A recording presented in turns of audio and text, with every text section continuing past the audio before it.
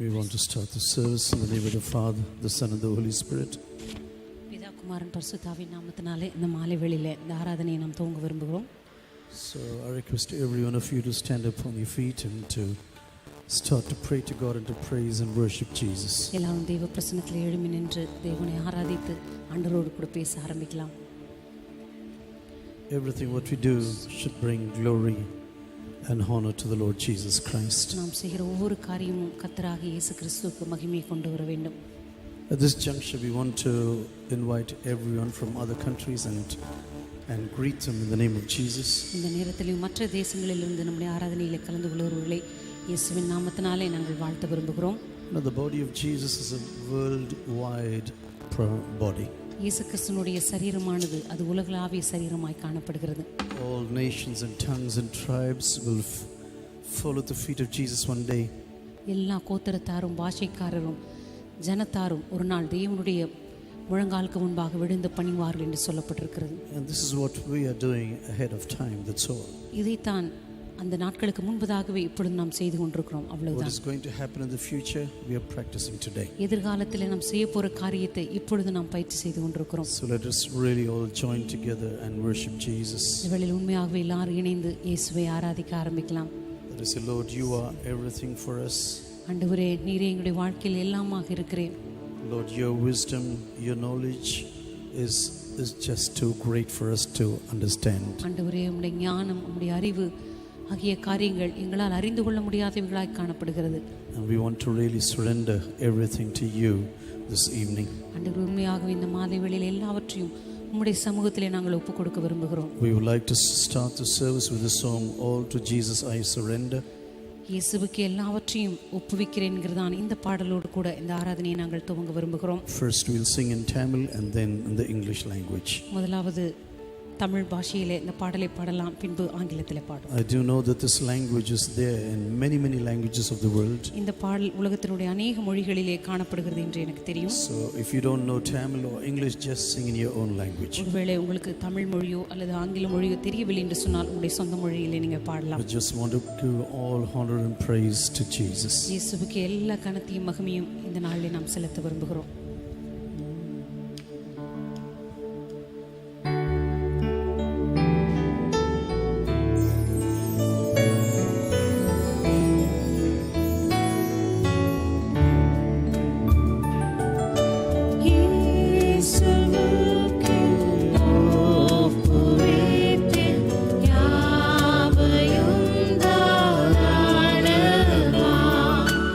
என்றும் அவரோடு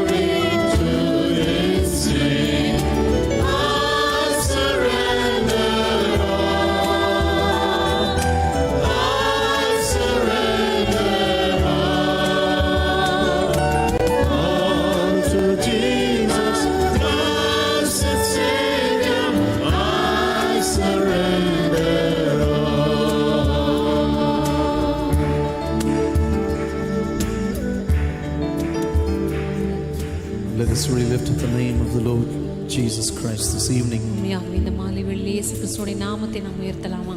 When we say to him, you are our Lord and you are our Savior, ஆண்டவரே நீரே என்னுடைய கர்த்தரும் என்னுடைய இரட்சகருமாய் இருக்கிறீர் என்று நாம் சொல்லும் பொழுது, that means he has the complete authority over our lives. அப்படி என்றால் நம்முடைய வாழ்க்கையினுடைய எல்லா முழு அதிகாரத்தையும் அவர் தம்முடைய கட்டுப்பாட்டிற்குள் வைத்திருக்கிறார் என்ற அர்த்தம். As we come to his presence this evening, அவருடைய பிரசன்னத்துக்கு முன்பாக இந்த மாலை வேளையில் நாம் வந்திருக்கும் பொழுது, as we praise and worship Jesus, நாம் அவரை துதித்து இயேசுவை ஆராதிக்கும் பொழுது, that really ask him, Lord, what is your will for my life this night? ஆண்டவரே இந்த மாலை வேளையில் என்னுடைய வாழ்க்கைக்கான உம்முடைய சித்தம் என்ன என்று சொல்லி கேட்கலாம். Lord, you have a purpose and a destiny for me. ஆண்டவரே எனக்காக ஒரு திட்டத்தையும் நோக்கத்தையும் நீர் வைத்திருக்கிறேன். Lord, reveal your purposes and destiny to me this evening. ஆண்டவரே இந்த நாளிலும் என்னுடைய வாழ்க்கைக்கான திட்டத்தையும் நோக்கத்தையும் நீர் எனக்கு வெளிப்படுத்துவீராக. Lord, I want to walk with you. ஆண்டவரே மோடு கூட நான் நடக்க விரும்புகிறேன். Lord, I want to be in an intimate relationship with you. ஆண்டவரே மோடு கூட ஒரு நெருக்கமான உறவிலே நான் வாழ I விரும்புகிறேன். just want to walk with you and listen to your words this evening. ஆண்டவரே மோடு கூட நடந்து இந்த மாலை வேளையில் உம்முடைய சத்தத்தை நான் கேட்க விரும்புகிறேன். Lord, help me to come closer to you. ஆண்டவரே மோடு கூட நெருங்கி வர எனக்கு நீர் உதவி செய்தருளும். Lord, draw me closer to you this evening. ஆண்டவரே இந்த மாலை வேளையில் உம்முடைய சமூகத்தண்டை என்னை நீர் இழுத்துக்கொள்ளும். I think you have to stand up now. இப்பொழுது நீங்கள் எழுந்து நின்றாக வேண்டும் என்று நினைக்கிறேன். Acts of the book of Acts chapter 12. அப்போஸ்தலரின் புத்தகம் 12ஆம் அதிகாரம். I just want the first 6 or 7 verses to be read in Tamil now. முதல் 6 அல்லது 7 வசனங்களை தமிழிலே வாசிக்கும்படியா நான் விரும்புகிறேன். அப்போஸ்தலர் 12ஆம் அதிகாரம். அக்காலத்திலே ஏரோது ராஜா சபையிலே சிலரை துன்பப்படுத்த தொடங்கி யோவானுடைய சகோதரனாகிய யாக்கோபை பட்டயத்தினாலே கொலை செய்தான். அது யூதருக்கு பிரியமாயிருக்கிறது என்று அவன் கண்டு பேதுருவையும் பிடிக்க தொடர்ந்தான். அப்பொழுது புளிப்பில்லாத அப்ப பண்டிகை நாட்களாய் இருந்தது. அவனை பிடித்து சிறைச்சாலையிலே வைத்து பஸ்கா பண்டிகைக்கு பின்பு ஜனங்களுக்கு முன்பாக அவனை வெளியே கொண்டு வரலாம் என்று எண்ணி அவனை காக்கும்படி வகுப்புக்கு 4 போர்ச்சேவராக ஏற்படுத்திய 4 வகுப்புகளின் வசமாக ஒப்புவித்தான். அப்படியே பேதுரு சிறைச்சாலையிலே காக்கப்பட்டிருக்கையில் சபையார் அவனுக்காக தேவனை நோக்கி ஊக்கத்தோடே ஜெபம் பண்ணினார்கள். Yes, you may be seated. அமர்ந்து கொள்ளலாம். Actually, I wanted to preach upon the entire chapter. உண்மையாகவே இந்த முழு அதிகாரத்தையும் இந்த நாளில் பிரசங்கிக்க வேண்டும் என்று தான் நான் நினைத்தேன். But as I was meditating one verse after the other, ஆனால் ஒவ்வொரு வசனமாக நான் தியானிக்க தொடங்கின பொழுது I thought it's not going to be finished within one Sunday. நான் நினைத்தேன் ஒரு ஞாயிற்றுக்கிழமையிலே இதை நிச்சயமாக முடிக்க முடியாது என்று. There are so many things that we can learn from this one single chapter. இந்த ஒரே பகுதியிலிருந்து ஏராளமான காரியங்களை உங்களால் கற்றுக்கொள்ள முடியும். When I would like to take you back 2000 years before, after the outpouring of the Holy Spirit right now. இந்த நாளிலே கிட்டத்தட்ட 2000 வருடங்களுக்கு பின்பாக உங்களை நான் எடுத்துச் செல்ல விரும்புகிறேன். பரிசுத்த ஆவியானுடைய அபிஷேகம் பொழிந்தெடுக்கப்பட்ட பிற்பாடு. You know, sometimes we think we know everything about God already. சில வேளைகளில் நாம் நினைக்கிறோம் தேவனை பற்றி நமக்கு எல்லாமே தெரியும் என்று. But Apostle Paul at the end of his life, ஆனால் அப்போஸ்தலனாகிய பவுல் தன்னுடைய வாழ்க்கையின் முடிவிலே one of his prayer was, Lord, I want to see your glory. ஆனால் அவனுடைய ஜெபங்களில் ஒன்று, ஆண்டவரே உம்முடைய மகிமையை நான் காண விரும்புகிறேன். I want to really see the power of your resurrection. ஆண்டவரே உம்முடைய உயிர்த்தெழுதலின் வல்லமையை நான் அறிந்து கொள்ள விரும்புகிறேன். Whenever I read these scriptures from Apostle Paul, எப்பொழுதெல்லாம் அப்போஸ்தலனாகிய பவுலிடமிருந்து இந்த வசனங்களை நான் வாசிக்கிறேனோ, or even when you read about the story of Moses in the Old சில Testament, வேளைகளில் பழைய ஏற்பாட்டிலே மோசேயினுடைய கதையை நீங்கள் வாசித்து பார்க்கும் பொழுது, at the end of his life Moses said, Lord, show me your glory. அவனுடைய வாழ்க்கையின் முடிவில் அவன் ஜெபிக்கிறான், ஆண்டவரே உம்முடைய மகிமையை எனக்கு காண்பித்தருளும். When you go through the story of Exodus, நீங்கள் யாத்ராகமம் புத்தகம் முழுவதும் வாசித்து பார்த்தால், you know, there were so many signs and wonders that were happening. நம்முடைய வாழ்க்கையில் எத்தனையோ ஏராளமான அற்புதங்களையும் அடையாளங்களையும் நடப்பதை நான் There பார்த்திருக்கிறேன். was fire upon Mount Sinai. God revealed himself on Mount Sinai. Sinai மலையிலே தேவன் அக்கினியாக அந்த இடத்தில் இறங்கி தம்மை அவனுக்கு வெளிப்படுத்தினார். Moses received the plans for the tabernacle on Mount Sinai. மோசே ஆசரிப்பு கூடாரத்தை கட்டுவதற்கான திட்டங்களை சீனாய் மலையிலிருந்து தேவனிடம் பெற்றுக்கொண்டான். He received the word directly from the hands of God on this mountain. நேரடியாக இந்த மலையிலே தேவனுடைய கரங்களிலிருந்து தேவனுடைய வார்த்தையை அவன் பெற்றுக்கொண்டான். He went through the wandering of the desert along with 2.5 million people. அந்த நாளிலே கிட்டத்தட்ட 20 லட்சம் ஜனங்களை வனாந்தரத்தின் வழியாக அவன் நடத்தி சென்றான். He saw the Red Sea open just before his eyes. அவனுடைய சொந்த கண்களுக்கு முன்பதாகவே சிவந்த சமுத்திரம் இரண்டாக பிளப்பதை அவன் பார்த்தான். He experienced the power and the protection of God during the time in the wilderness. இந்த வனாந்தரத்தில் அவன் நடந்து செல்கையில் தேவனுடைய பாதுகாப்பை பொல்லாப்பையும் தேவனுடைய போஷாக்கையும் அவன் அறிந்து கொண்டான். But at the end of his life, ஆனால் தன்னுடைய வாழ்க்கையின் முடிவிலே he said, Lord, show me your glory. அவன் சொன்னான், ஆண்டவரே உம்முடைய மகிமையை எனக்கு காண்பித்தருளும். I used to wonder about this verse very often. இந்த வசனத்தை குறித்து உண்மையாவே நான் அடிக்கடியாக And ஆச்சரியப்பட்டேன். later on the New Testament, Apostle Paul does the same thing. அதற்கு பிற்பாடு புதிய ஏற்பாட்டிலே அப்போஸ்தலனாகிய பவுலும் இதே காரியத்தை சொல்லி ஜெபிக்கிறார். Lord, I want to see your glory. I want to see the power of your resurrection. ஆண்டவரே உம்முடைய மகிமையும் உம்முடைய உயிர்த்தெழுதலுடைய வல்லமையும் நான் அறிந்து கொள்ள This விரும்புகிறேன். man who went through many nations in Europe.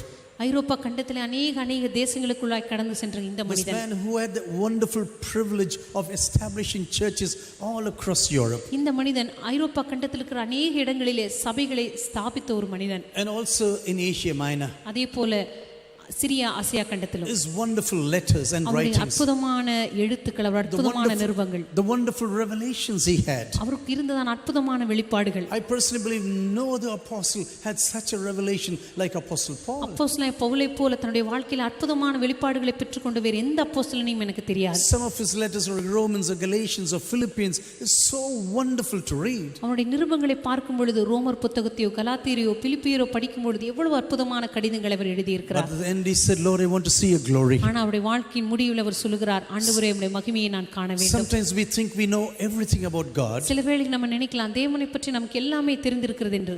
We know exactly how God is going to function. தேவன் எப்படி அவர் செயல்பட போகிறார் என்று நமக்கு நன்றாக தெரியும் என்று சொல்லுவோம். But as I was meditating on this chapter, ஆனால் இந்த வசனங்களை நான் தியானித்த பொழுது God began to speak to me once again about his wisdom and his knowledge. கர்த்தர் ஒரு விசையாய் கூட அவருடைய ஞானத்தை குறித்து அவருடைய அறிவை குறித்து என்னோடு கூட பேச His wonderful riches that are close to the human race completely. தேவனுடைய ஐஸ்வரியமும் ஞானமும் அறிவும் மனிதனால அறிந்து கொள்ளப்படாதவைகளாய் காணப்படுகின்றன. When you read the scriptures properly and you meditate on the word of God, இந்த வசனங்களை நீங்க ஆழமாக வாசித்து தேவனுடைய வார்த்தையை நீங்க தியானிக்கும் பொழுது we can never say God will behave and he will do the things in the same way again and again. ஆண்டவர் மறுபடியும் ஒரே போல தான் செயல்படுவார், ஒரே போல தான் அவர் தன்னுடைய வாழ்க்கையிலே அவர் செயல்பட்டு கொண்டிருப்பார் என்று நாம் சொல்லவே முடியாது. Because our God is a sovereign God. ஏனென்றால் நம்முடைய தேவன் சர்வாதிகாரமுள்ள தேவனாய் காணப்படுகிறார். He can decide the place of activity. அவரால் எந்த இடத்திலே செயல்பட முடியும் என்று அவரால் தெரிந்து கொள்ள முடியும். He can decide the person whom he is going to use. எந்த நபரை நான் பயன்படுத்த வேண்டும் என்று சொல்லி அவரே முடிவு செய்வார். And he can choose even the person whom he is and the ways he is going to implement during these actions. அதேபோல இந்த காரியங்களை அவர் செயல்படுத்தும் போது எந்த வழியின் மூலமாக அந்த நபரை அவர் பயன்படுத்த வேண்டும் என்று சொல்லியும் அவரே முடிவு செய்கிறார். And this is the reason why when we pray for ourselves or for our families, இந்த காரணத்தினால் தான் நம்முடைய வாழ்க்கைக்காகவோ நம்முடைய குடும்பங்களுக்காகவோ நாம் ஜெபிக்கும் பொழுது, or when we are praying for the nation of India or for the nations of this world, அல்லது இந்திய தேசத்துக்கோ அல்லது உலகத்தின் தேசங்களுக்கோ நாம் ஜெபிக்கிற வேளையிலே, when you really believe that God is above all the names of this world, கர்த்தர் தாமே இந்த உலகத்தினுடைய எல்லா நாமங்களுக்கும் மேலானவர் என்று சொல்லி நாம் விசுவாசிக்கும் பொழுது, this is how we pray every day in our personal lives. இப்படி தான் ஒவ்வொரு நாளும் நம்முடைய வாழ்க்கையில நாம் ஜெபிக்கிறோம். Our Father in heaven, hallowed be thy name. பரமண்டலங்களில் இருக்கிற எங்களுடைய பிதாவே, உம்முடைய நாமம் பரிசுத்தப்படுவதாக. Your name is above all the names of this world. உம்முடைய நாமமானது இந்த உலகத்தில் இருக்கிற எல்லா நாமங்களுக்கும் மேலான நாமம். And because your name is above all the names of this world, உம்முடைய நாமமானது இந்த உலகத்தில் இருக்கிற எல்லா நாமங்களுக்கும் மேலான நாமமாய் let இருக்கிறபடியால் your will be done and let your kingdom come. உம்முடைய ராஜ்யம் வருவதாக, உம்முடைய சித்தம் செய்யப்படுவதாக. I want to know the will which you have for my personal life. ஆண்டவரே, என்னுடைய தனிப்பட்ட வாழ்க்கைக்காக நீர் என்ன சித்தம் வைத்திருக்கிறீரோ அதை நான் அறிந்து கொள்ள I விரும்புகிறேன். want to know the purpose for which you have called me personally. ஆண்டவரே, எந்த நோக்கத்துக்காக தனிப்பட்ட விதத்தில் என்னை நீர் அழைத்திருக்கிறீர் என்று சொல்லி நான் அறிந்து கொள்ள விரும்புகிறேன். Very often we do a mistake when we come and pray in the presence of God. அநேக வேளைகளிலே தேவ சமூகத்துக்கு வந்து நாம் ஜெபிக்கும் பொழுது ஒரு தவறை நாம் செய்வோம். We think always prayer means only petition. நாம் ஜெபம் என்று சொன்னால் ஏதோ தேவனிடத்தில் வந்து நம்முடைய மனுவை கொடுக்கிறது என்று சொல்லி நாம் நினைத்துக் கொள்கிறோம். Petition after petition, Lord, do this, do that, and do this. தேவ சமூகத்தில் வந்து மனுவுக்கு மேலாக மனுவை கொடுத்து ஆண்டவர் இதை செய்யும் அதை செய்யும் என்று கேட்பதுதான் என்று நினைத்துக் கொண்டிருக்கிறோம். No, if you and I think that God is all powerful, இல்லை, நீங்களும் நானும் தேவன் சர்வ வல்லமையுள்ளவர் என்று சொல்லி விசுவாசித்தால், if you and I believe that God is all powerful and all omniscient and omnipresent, தேவன் சர்வ வல்லவராக, சர்வ வியாபியாக, சர்வ ஞானி ஞானியாக இருக்கிறார் என்று சொல்லி நாம் விசுவாசிப்போம் என்று சொன்னால், and when we come down and bow down in his holy presence, தேவ சமூகத்தில் வந்து அவருடைய பிரசன்னத்துக்கு முன்பாக நாம் பணிந்து வணங்கும் பொழுது, all we can do is, Lord, show me your will for my life. நாம் செய்ய வேண்டிய காரியமெல்லாம், ஆண்டவரே என்னுடைய வாழ்க்கைக்கான உம்முடைய திட்டம் என்ன என்று சொல்லி கேட்பதுதான். What is the purpose why you interrupted into my sinful life one ஆண்டவரே day? எதற்காக என்னுடைய பாவமான வாழ்க்கைக்குள்ளாக நீர் குறுக்கிட்டீர் என்று சொல்லி நாம் கேட்க Because வேண்டியதுதான். God says, I will instruct you and teach you the way you should go. ஏனென்றால் கர்த்தர் சொல்லுகிறார், நான் உனக்கு போதித்து நீ நடக்க வேண்டிய வழியை உனக்கு காட்டுவேன். I will counsel you with my eye upon you. உன்மேல் கண்ணை வைத்து உனக்கு ஆலோசனை சொல்லுவேன். Just imagine, did you really ask God before you come to a certain decision in your life? ஒரு சில குறிப்பிட்ட முடிவுகளுக்கு வருவதற்கு முன்பதாக, முடிவுகளை எடுப்பதற்கு முன்பதாக நீங்கள் தேவ சமூகத்திலே கேட்டிருக்கிறீர்களா? Do you really go to God and say, Lord, what is your counsel for me in this situation? உண்மையாகவே தேவ சமூகத்திலே சென்று, ஆண்டவரே இந்த காரியத்திற்காக உம்முடைய ஆலோசனை என்ன என்று சொல்லி கேட்டிருக்கிறீர்களா? Lord, before I embark on this journey this day, ஆண்டவரே இந்த நாளிலே இந்த பிரயாணத்தை நான் துவங்குவதற்கு முன்பதாக, Lord, what is your plan for me personally? ஆண்டவரே தனிப்பட்ட விதத்தில் எனக்காக நீர் என்ன திட்டத்தை வைத்திருக்கிறீர்?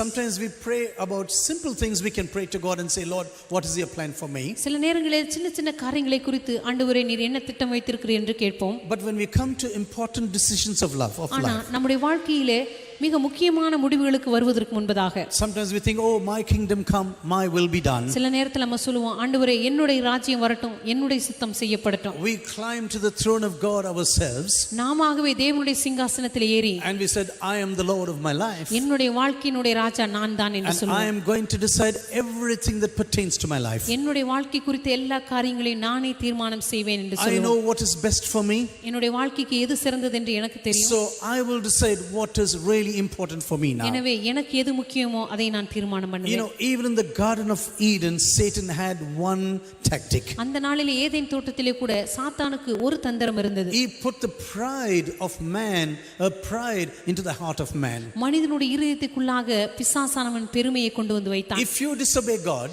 நீங்கள் தேவனுக்கு கீழ்ப்படியாமல் இருக்கும் பொழுது, you are going to be like God. நீ ஒரு நாள் தேவனைப் போலவே மாறுவாய். If you are going to disobey the word of நீ God, தேவனுடைய வார்த்தைக்கு கீழ்ப்படியாமல் இருக்கும் பொழுது, you are going to be like God. நீ தேவனைப் போலவே இருப்பாய் என்று சொன்னார். And so don't bother about what God said right now. கர்த்தர் சொன்ன காரியத்தை பற்றி எல்லாம் நீ கவலைப்படாதே. And this is the problem even today. இன்றைக்கு நம்முடைய வாழ்க்கையில் இருக்கிற பிரச்சனை இதுதான். Because we say, Lord, I want to be the boss of my life. சில நேரங்களில் சொல்லுவோம், ஆண்டவரே என்னுடைய வாழ்க்கைக்கான அதிகாரி நானாகவே இருக்க I want to விரும்புகிறேன். decide what is good for me. ஆண்டவரே எனக்கு எது நல்லதோ அதை நான் முடிவு I செய்வேன். have a lot of petitions to be placed before you. நம்முடைய சமூகத்துக்கு முன்பாக வைப்பதற்கு ஏராளமான மனுக்களை கொண்டு வந்திருக்கிறேன். Lord, if you want, you please bless me. ஆண்டவரே உமக்கு விருப்பம் இருந்தால் நீ ஆசீர்வதிக்கலாம். And if you don't want to bless me, நீர் அப்படி என்னை ஆசீர்வதிக்க விரும்பாவிட்டாலும் I am still going to do it. இருந்தாலும் அதை நான் செய்யத்தான் போகிறேன். And this is the beginning of every disaster in this world. இதுதான் இந்த உலகத்தினுடைய ஒவ்வொரு அழிவுக்குரிய ஆரம்பமாய் காணப்படுகிறது. Because we take everything into our own hands. ஏனென்றால் எல்லாவற்றையும் நம்முடைய சொந்த கரங்களிலே நாம் எடுத்துக்கொள்கிறோம். When you go to the book of the Acts of the Apostles, நீங்க அப்போஸ்தலருடைய நடவடிக்கைக்கு போகும் பொழுது,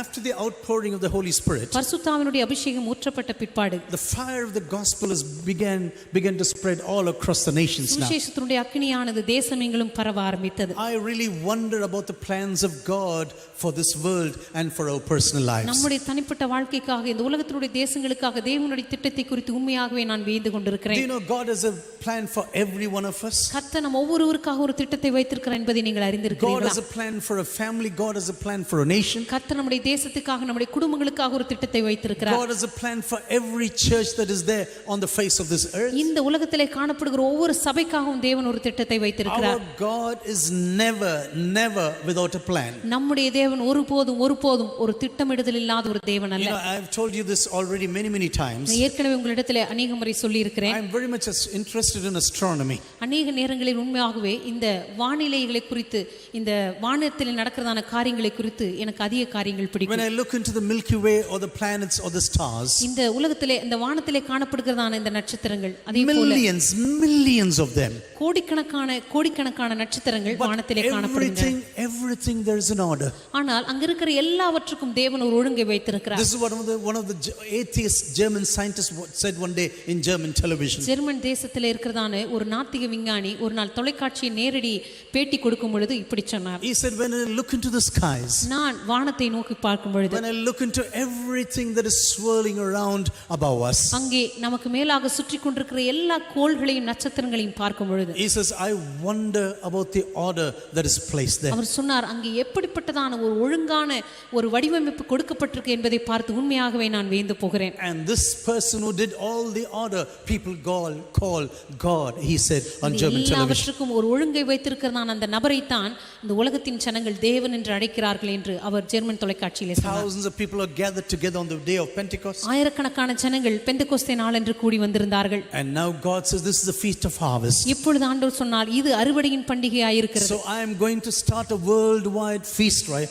Feast of harvest right now. எனவே உலகளாவிய ஒரு அறுவடையின் பண்டிகை இந்த நாளிலே நான் துவங்க போகிறேன். Just like throwing a stone into a pond of water. எப்படி ஒரு குளத்திலே ஒரு கல்லை போட்டால் எப்படி அலைகள் வருமோ அதுபோல And the ripples and the waves go to other nations. அந்த கல்லை சுற்றிலும் இருக்கிறதான எல்லா விதமான அலைகளும் தொடர்ந்து அதனுடைய கரை வரைக்கும் செல்வது போல. This is what God did on the day of Pentecost. இதை தான் பெந்தெகோஸ்தே நாளன்று தேவனும் செய்தார். Every nation, every language is gathered together. இந்த நாளிலே எல்லா பாஷைக்காரரும் எல்லா உலகத்தின் ஜனங்களும் இங்கே வந்திருக்கிறார்கள். Jews from every nation are there. யூதர்கள் எல்லா தேசங்களிலிருந்து இங்கே கூடி And வந்திருக்கிறார்கள். suddenly the fire of God falls upon the people. திடீரென்று தேவனுடைய அக்கினியானது அந்த ஜனங்கள் மேல் விழுந்தது. And after they were filled with the power of the Holy Spirit, அவர்கள் பரிசுத்தாவின் அபிஷேகத்தினால் நிரப்பப்பட்ட பொழுது they could not be quiet anymore. அவர்களால் அமைதியாக இருக்கவே முடியவில்லை. They had to run and speak the gospel of the Lord Jesus Christ. அவர்கள் ஓடி சென்று இயேசு கிறிஸ்துவின் சுவிசேஷத்தை பேசவும் பரப்பவும் ஆரம்பித்தார்கள். This is the sign that you have been filled with the power of the Holy Spirit. பரிசுத்தாவின் அபிஷேகத்தினால் நீங்கள் நிரப்பப்பட்டீர்கள் என்று சொன்னால் இதுதான் உங்களுக்கு அடையாளமாய் இருக்கிறது. If you are filled with the power of the Holy Spirit, நீங்கள் பரிசுத்தாவின் அபிஷேகத்தால் நிரப்பப்பட்ட நபராய் இருப்பீர்கள் என்று சொன்னால் you will never stop speaking about Jesus. ஒருபோதும் இயேசுவை பற்றி பேசுவதை நீங்கள் நிறுத்தவே You will மாட்டீர்கள். never be quiet about the gospel of the Lord Jesus Christ. ஒருபோதும் கர்த்தராகிய இயேசு கிறிஸ்துவின் சுவிசேஷத்தை குறித்து நீங்கள் அமைதியாய் இருக்கவே மாட்டீர்கள். And slowly from Jerusalem the gospel began to spread. மெதுவாக எருசலேம் தேசத்திலிருந்து அந்த பட்டணத்திலிருந்து சுவிசேஷமானது பரவ ஆரம்பித்தது. God said to Peter like this one day, கர்த்தர் அந்த நாளிலே பேதுருவை பார்த்து சொன்னார், on your apostolic revelation I will build my church. இந்த அப்போஸ்தல வெளிப்பாட்டின் மீது என்னுடைய சபையை நான் கட்டுவேன். Not flesh and blood has revealed this to you. மாம்சமும் இரத்தமும் இதை உனக்கு வெளிப்படுத்தவில்லை. Lord, you are the son of the living God. ஆண்டவரே, நீரே ஜீவனுள்ள தேவனுடைய குமாரனாகிய கிறிஸ்து அவன் என்று அவன் சொன்னவுடனே, On this apostolic revelation I am going to build my church இந்த now. அப்போஸ்தல வெளிப்பாட்டின் மீது என்னுடைய சபையை நான் கட்டுவேன். This man, this ordinary fisherman Peter stands up in the middle of Jerusalem. இந்த சாதாரண மீனவன் அந்த நாளிலே எருசலேமின் மத்தியிலே எழும்பி நின்று, I tell you, preaching the gospel is not about education. தேவனுடைய சுவிசேஷத்தை பிரசங்கிப்பதற்கும் கல்விக்கும் எந்த சம்பந்தமும் இல்லை. Don't tell me I am not educated. தயவு செய்து சொல்லாதீர்கள் நான் படிக்கவில்லை என்று சொல்லி. Don't tell me I am not rich, I don't have a high background. எனக்கு ஒரு நல்ல பின்னணியும் இல்லை, நான் பணக்காரன் இல்லை என்று சொல்லாதீர்கள். No, if you're really close to God, உண்மையாகவே நீங்கள் தேவனிடத்தில் நெருங்கி இருக்கிற ஒரு நபராய் if இருப்பீர்கள் you என்று are சொன்னால், filled with the power of the Holy Spirit, உண்மையாகவே பரிசுத்தாவின் அபிஷேகத்தினால் நீங்கள் நிரப்பப்பட்டிருப்பீர்கள் என்று God சொன்னால், can use anyone and everyone. கர்த்தர் இந்த உலகத்தில் இருக்கிற எவரையும் எந்த ஒரு நபரையும் பயன்படுத்த முடியும். You can really preach the gospel to every person. இந்த உலகத்தில் இருக்கிற எந்த நபருக்கும் உங்களால் சுவிசேஷத்தை பிரசங்கிக்க And as he முடியும். preached the gospel, 3,000 people were saved on the very first day. அந்த நாளிலே அவன் சுவிசேஷத்தை பிரசங்கித்த பொழுது முதல் நாளிலே 3000 பேர் ரட்சிக்கப்பட்டார்கள். Preaching the gospel, spreading of the word of God, தேவனுடைய வார்த்தையை பிரசங்கிப்பது, தேவனுடைய வார்த்தையை அங்கே பரப்புவது also brought persecution to the apostles. இந்த காரியங்களானது அப்போஸ்தலருடைய வாழ்க்கையிலேயே உபத்திரவங்களை கொண்டு வர They had to ஆரம்பித்தது. shed the blood. They had to shed their own blood. அவர்கள் தங்களுடைய சொந்த இரத்தத்தை சிந்த When வேண்டியதாயிருந்தது. you look into the Christian faith, கிறிஸ்தவ விசுவாசத்தை நீங்கள் நோக்கி பார்க்கும் பொழுது, the church of Jesus does not shed blood of other people. சபையானது ஒருபோதும் மற்றவர்களுக்காக இரத்தத்தை சிந்தவில்லை. No, the church of Jesus shed blood for others, but not the blood of others. சொந்த ரத்தத்தை சிந்தனாங்களே தவிர மற்றவர்களுடைய ரத்தத்தை அவங்க சிந்தல. This is what we should know. இந்த காரியத்தை நாம் அறிந்திருக்க When you வேண்டும். look into the church of Jesus, நீங்க இயேசுவின் சபையை நோக்கி பார்க்கும் when பொழுது, you look into the history of the church of Jesus, நீங்கள் இயேசு கிறிஸ்துவின் சபை வரலாற்றை நோக்கி பார்க்கும் பொழுது, the church normally should not spill the blood of other people. சபை ஒருபொழுதும் மற்றவருடைய இரத்தத்தை சிந்தவில்லை. It spilled its own blood in order the gospel may be spread all across the nations. சுவிசேஷமானது எங்கும் பரவும்படியாக தங்களுடைய சொந்த இரத்தத்தை அவர்கள் சிந்தினார்கள். The apostles were beaten, they were put in prison. அப்போஸ்தலர் அந்த நாளில் அடிக்கப்பட்டார்கள், சிறைச்சாலைகளில் They were அடைக்கப்பட்டார்கள். totally threatened once again. அவர்கள் மறுபடியும் பயமுறுத்தப்பட்டார்கள். Don't you ever speak about this right now. இந்த காரியத்தை குறித்து நீங்கள் இனிமேல் பேசக்கூடாது என்று சொல்லி Don't கட்டளையிட்டார்கள். speak about this Jesus once more. இந்த இயேசுவை குறித்து இனிமேல் நீங்கள் பேசக்கூடாது என்று We are கட்டளையிட்டார்கள். releasing you now. இப்பொழுது நாங்கள் உங்களை But விடுவிக்கிறோம். soon after this warning, ஆனால் இந்த எச்சரிப்புக்கு பிற்பாடு the first martyr of the Christian church died. முதல் கிறிஸ்தவர்களுடைய முதல் அந்த இரத்த சாட்சியானது அந்த நாளிலே ரத்தம் சிந்தப்பட்டது. Stephen was stoned to death because he was holding on to the ways of God. தேவனுடைய வழிகளை அவன் தொடர்ந்து பற்றி பிடித்துக் கொண்டிருந்தபடினாலே ஸ்தேவான் கொலை செய்யப்பட்டான். Because he was boldly speaking against the religious practices of those days. ஏனென்றால் அந்த நாளிலே மிக தீவிரமாக தங்களுடைய மதங்களை பிடித்துக் கொண்டிருந்த ஜனங்கள் மத்தியிலே இயேசுவுடைய வார்த்தைகளை குறித்து மிக தெளிவாக அவன் பேசினதனாலே They were so angry they pushed him and killed him immediately. அவர்கள் அவனை பார்த்து மிகவும் கோபம் கொண்டவர்களாகி கல்லெறிந்து அவனை கொன்றார்கள். Then came the redemption of Apostle Paul, who was called Saul in his life. அதற்கு பிற்பாடு தன்னுடைய வாழ்க்கையிலே சவுல் என்று அழைக்கப்பட்டதான Pavul ரட்சிக்கப்பட்டான். This is one of the greatest stories of the word of God. தேவனுடைய வார்த்தையில் இருக்கிறதான மிகப்பெரிய ஒரு சம்பவம் என்று நாம் இதை சொல்லலாம். Without Apostle Paul, அப்போஸ்தலனாகிய பவுல் இல்லாமல் maybe we would have never understood many things from the word of God. ஒருவேளை अनेக காரியங்களை தேவனுடைய வார்த்தையிலிருந்து நாம் புரிந்து கொண்டிருக்கவே மாட்டோம். He was the one who explained the cross of Jesus. அவன்தான் இயேசுவுடைய சிலுவையை நமக்கு விளக்கினவன். He was the one who explains water baptism. அவன்தாமே தண்ணீர் ஞானஸ்நானத்தை நமக்கு விளக்கினவன். He was the one who explained the baptism of the Holy Spirit. அவன்தாமே பரிசுத்த ஆவியினுடைய அபிஷேகத்தை குறித்து நமக்கு விளக்கின நபர். He was the one who spoke about the gifts and the fruits of the Holy Spirit. அவர்தாமே பரிசுத்த ஆவியினுடைய வரங்களை குறித்து கனிகளை குறித்து நமக்கு விளக்கமாக எழுதினவர். He was the one who wrote about the coming of the Lord Jesus Christ. அவர்தாமே கர்த்தராகிய இயேசு கிறிஸ்துவின் வருகை குறித்து எழுதி வைத்தவர். He was the one who spoke about the church of Jesus. அவர்தாமே இயேசு கிறிஸ்துவின் சபையை குறித்து பேசினவர். Jesus hardly spoke about the church. இயேசு கிறிஸ்து சபையை குறித்து மிக அரிதாகவே பேசினார். He spoke only twice about the church. இரண்டு முறை தான் இயேசு கிறிஸ்து தம்முடைய வாழ்நாளிலே சபையை குறித்து பேசினார். Without Apostle Paul, we would have never understood about the church anything about the church. Pavul இல்லாமல் சபை குறித்து எந்த காரியமே நமக்கு விளங்கி இருக்காது. But before he came to the Lord Jesus Christ, ஆனால் அவன் இயேசுவிடம் வருவதற்கு முன்பதாக he was a blasphemer of the gospel. அவன் தேவதூஷணம் பண்ணுகிறவனாய் இருந்தான். He was a violent person. அவன் மிகவும் வன்முறைக்காரனாய் இருந்தான். And he was a persecutor of the church. அதேபோல சபையை துன்பப்படுத்துகிறவனாய் இருந்தான். He was traveling and he was even beating women and children. அவன் எல்லா இடங்களிலும் பிரயாணம் பண்ணி பெண்களையும் குழந்தைகளையும் கூட அடித்தான் என்று சொல்லி பார்க்கிறோம். When Stephen was dying, he was just watching. ஸ்தேவான் மரித்த பொழுது அங்கே நின்று கொண்டு அதை பார்த்த ஒரு மனுஷன். Such a hardened and cruel person. அப்படிப்பட்ட மிக கொடூரமான கடின இருதயமுள்ள ஒரு மனுஷனாய் அவன் இருந்தான். I'm sure the church was praying in those days. நிச்சயமாகவே சபை அந்த நாளில் ஜெபித்துக் கொண்டிருந்திருக்கும் என்று சொல்லி நான் விசுவாசிக்கிறேன். I do not know what the church prayed for. அந்த நாளிலே சபை எப்படி ஜெபித்தது என்ன ஜெபித்தது என்று சொல்லி எனக்கு தெரியவில்லை. When we have such enemies, அப்படிப்பட்ட எதிராளிகள் நமக்கு இருக்கும் பொழுது we can easily pray for the destruction. மிக சாதாரணமாக அவர்கள் அழிந்து போக வேண்டும் என்று சொல்லி நாம் ஜெபித்து விடலாம். I do not know what the early church was praying. ஆனா அந்த நாளிலே ஆதி சபை என்ன ஜெபித்தது என்று சொல்லி எனக்கு தெரியவில்லை. But the eyes of God was roaming around the Middle Eastern area. ஆனா தேவனுடைய கண்களானது அந்த நாளிலே அந்த மத்திய கிழக்கு பகுதியிலே நோக்கி பார்த்து கொண்டிருந்தது. I need someone to spread the gospel all across the nations. தேவனுடைய சுவிசேஷமானது உலகத்தின் தேசங்களிலே பரப்பும்படியாக எனக்கு ஒரு நபர் தேவை.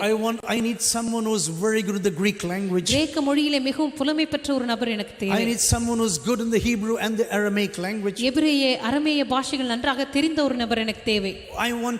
I need someone who is a Roman citizen. அதேபோல ரோம குடியுரிமை பெற்றிருக்கிற ஒரு நபர் எனக்கு தேவை. I want someone who knows everything about the Hebrew background. அதேபோல எபிரேய பின்னணியத்தை குறித்து நன்றாக அறிந்த ஒரு நபர் எனக்கு தேவை. I need someone who can travel, who can teach. அதேபோல நன்றாக போதிக்கக்கூடிய நன்றாக பிரயாணம் பண்ணக்கூடிய ஒரு நபர் எனக்கு தேவை. God was looking and he said, Saul, you are the right person. கர்த்தர் அந்த நாளிலே நோக்கி பார்த்து கொண்டிருந்தார். பின்பு சவுலை பார்த்து சொன்னார், நீதான் எனக்கு சரியான நபர். I am not going to destroy you. நான் உன்னை அழிக்க போவதில்லை. No, I am going to save you. இல்லை, நான் உன்னை ரட்சிக்க போகிறேன். Not only I am going to save you, நான் உன்னை ரட்சிப்பது மாத்திரமல்ல, I am going to make you a minister of the gospel. நான் சுவிசேஷத்திற்கு ஊழியக்காரனாக உன்னை ஏற்படுத்துவேன். I am going to make you my own servant now. என்னுடைய சொந்த ஊழியக்காரனாக உன்னை ஏற்படுத்துவேன். Now the gospel was spreading much more. இப்பொழுது சுவிசேஷமானது இன்னும் அதிகமாக பரவ ஆரம்பித்தது. Until now the gospel was being preached only to the Jews and to the proselytes. இதுவரைக்கும் யூத மார்க்கத்துக்கு அமைந்தவர்களான அல்லது யூதர்களுக்கு மாத்திரமே சுவிசேஷம் அறிவிக்கப்பட்டு வந்தது. But now God was opening the doors to the Gentiles. ஆனா இப்பொழுது புறஜாதிகளுக்கு தேவன் தம்முடைய கதவை திறக்க ஆரம்பித்தார். And when you come to the 10th chapter, நீங்க 10ஆம் அதிகாரத்துக்கு அப்போஸ்தலர் நடபடிகளை வரும்பொழுது you read about this godly person called Cornelius. தேவ பக்தி உள்ள மனுஷனாகிய கொர்நேலியு என்கிறவனை பற்றி நீங்க வாசிக்கலாம். Actually he was a military man. அவர் உண்மையாகவே அவன் ஒரு போர் சேவகனாய் இருந்தான். He was a man who feared God. அவன் தேவனுக்கு பயப்படுகிறவனாய் இருந்தான். Not only that, he did a lot of good things. அவன் தான தர்மங்களை செய்கிறவனாய் மாத்திரமல்ல, and he was a prayerful person. அவன் அனுதினமும் ஜெபிக்கிறவனாயிருந்தான். You know, when I was reading Acts of the Apostles once again last week, இந்த அப்போஸ்தலர் நடபடிகளை கடந்த வாரத்திலே நான் வாசித்த பொழுது I personally felt this is the type of a person God chooses for his ministry. நான் உண்மையாக யோசித்தேன், தம்முடைய ஊழியத்துக்காக தேவன் தெரிந்து கொள்ளுகிறதான நபர்கள் இப்படித்தான் இருப்பார்கள். If God is going to do something great in you and through you, கர்த்தர் உங்களை கொண்டு உங்களுடைய வாழ்க்கையில் ஏதாவது ஒரு பெரிய காரியத்தை செய்வார் என்று சொன்னால், these are the qualities that God is looking for in our lives. இப்படிப்பட்டதான ஒரு தகுதிகளை தான் தேவன் நம்முடைய வாழ்க்கையிலும் தேடிக்கொண்டிருக்கிறார். And the gospel came first to the Gentiles through this man called Cornelius. சுவிசேஷமானது முதலாக கொர்நேலியு என்கிறதான இந்த மனிதனை கொண்டுதான் புறஜாதிகளுக்கு தெரிவிக்கப்பட்டது. Because he was a well-known man as a centurion. ஏனென்றால் அவர் நூற்றுக்கு அதிபதியா இருந்தது மாத்திரமல்ல, அந்த பகுதியிலே மிகவும் பிரபலமான ஒரு நபராகவும் இருந்தார். And so the gospel began to spread to the Gentiles right now. சுவிசேஷமானது இப்பொழுது புறஜாதிகளுக்கும் அறிவிக்கப்பட்டது. But even then, even though the gospel was spreading, சுவிசேஷமானது பரவி கொண்டிருந்தாலும் the church was facing persecution. சபையானது உபத்திரவங்களை சந்தித்துக் And கொண்டிருந்தது. as the believers were running, விசுவாசிகள் அங்குமிங்கும் ஓடிக்கொண்டிருந்த பொழுது, this is how you should translate the Greek language. இப்படிதான் கிரேக்க மொழியை நீங்கள் மொழிபெயர்த்து And as they were running now, அவர்கள் அங்குமிங்கும் ஓடிக்கொண்டிருந்த பொழுது, in the midst of the persecution, அந்த உத்தரவத்தின் மத்தியிலே as they were running, they began to speak about the gospel. அவர்கள் ஓடிக்கொண்டிருக்கும் பொழுதே சுவிசேஷத்தை பேசிக்கொண்டே சென்றார்கள். They would not stop speaking about the Lord Jesus அவர்கள் Christ. கர்த்தராகிய இயேசு கிறிஸ்துவை பற்றி பேசுவதை அவர்கள் நிறுத்தவே இல்லை. But now there are two apostles now in jail. இப்பொழுது 2 அப்போஸ்தலர்கள் சிறைச்சாலையில் அடைக்கப்பட்டார்கள். You know, this man, this Agrippa, Herod Agrippa, ஏரோது அகிரிப்பா என்கிறதான இந்த மனிதன், he is the grandson of Herod the Great. மாவீரனான ஏரோதுனுடைய பேரனாயிருந்தான். Herod the Great lived during the birth of Jesus. மாவீரனான ஏரோது இயேசு கிறிஸ்துவினுடைய வாழ்க்கை காலத்திலே உயிரோடு இருந்தவன். He had 9 wives and 14 children. அவனுக்கு 9 மனைவிகள் 14 பிள்ளைகள் இருந்தார்கள். He was such a cruel fellow. அவன் அவ்வளவு கொடூரமான மனுஷனாய் For இருந்தபடினாலே him, power meant anything.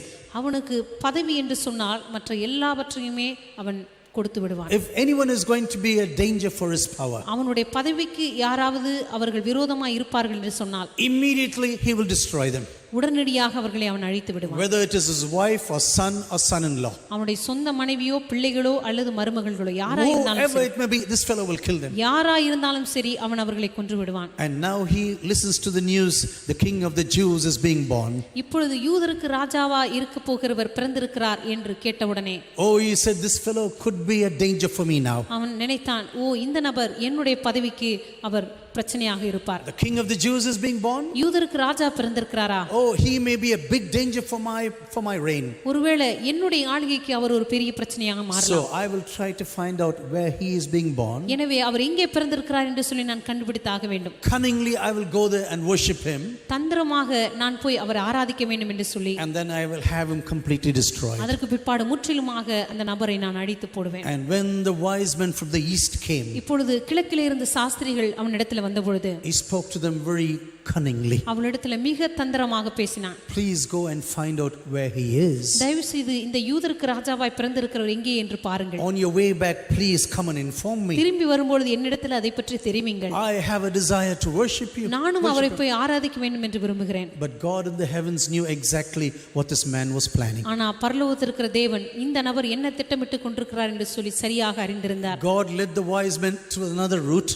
ஆண்டவர் தாமே அந்த கிழக்கிலிருந்து வந்த சாஸ்திரிகளை வேறு வழியாக திரும்பி செல்ல சொன்னார். This man became so mad இந்த நபர் அந்த அளவுக்கு கொடூரமானவனாக பைத்தியம் பிடித்தவனாக because மாறினபடினாலே, he was not able to kill Jesus. அவனால் இயேசுவை கொலை செய்ய முடியாதபடினாலே He ordered that every child, male child under the age of 2 must be destroyed. 2 வயதுக்கு கீழான எல்லா ஆண் பிள்ளைகளையும் அவன் கொலை செய்யும்படி கட்டளையிட்டான். But now in Acts chapter 12, ஆனால் அப்போஸ்தலர் 12ஆம் அதிகாரத்திலே we come to Herod Agrippa the first. ஏரோது முதலாம் அகிரிப்பாவை அங்கே நாம் பார்க்கிறோம். He was a person who was trained in Rome.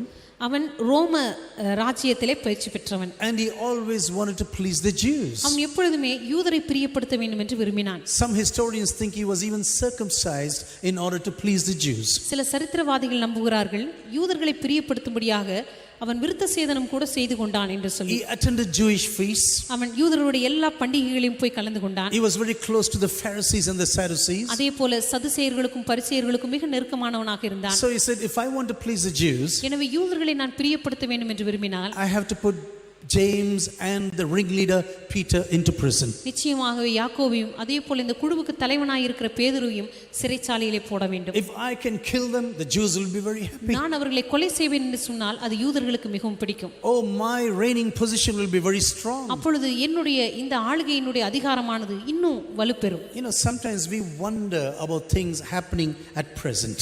சில வேளைகளிலே இப்பொழுது நடக்கிறதான காரியங்களை குறித்து நாம் ஆச்சரியப்படலாம். We think all these things are happening only now. இந்த எல்லா காரியங்களும் இப்பொழுதுதான் நடக்கிறது என்று சொல்லி நாம் யோசிப்போம்.